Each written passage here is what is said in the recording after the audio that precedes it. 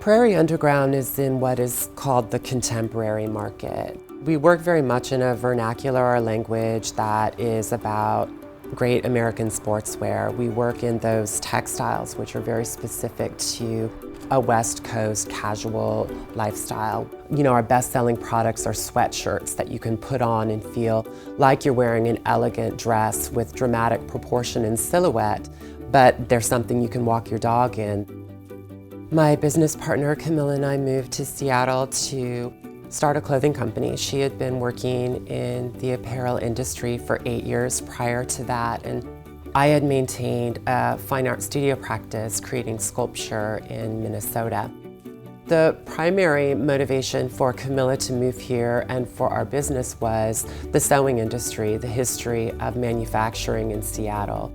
There was a period of time in the history where I think upwards of 60% of clothing that was consumed in the United States was made in the Pacific Northwest. What we have always had as a mission of our company is to keep sewn product manufacturing alive in Seattle, to actually protect what few resources we have to cut, sew, and finish apparel in this area.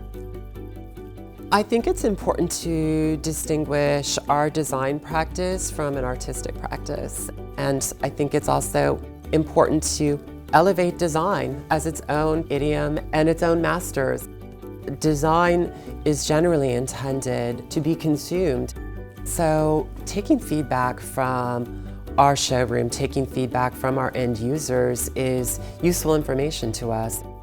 I do think it's also our responsibility to surprise and delight our end user and to maybe bring something to them that they didn't know that they wanted until they had it in their hands. And so we walk the balance between those two things. And some of that balance is also introducing something new. Yves Saint Laurent had a career of introducing brilliant new looks that captured the imagination of the entire world.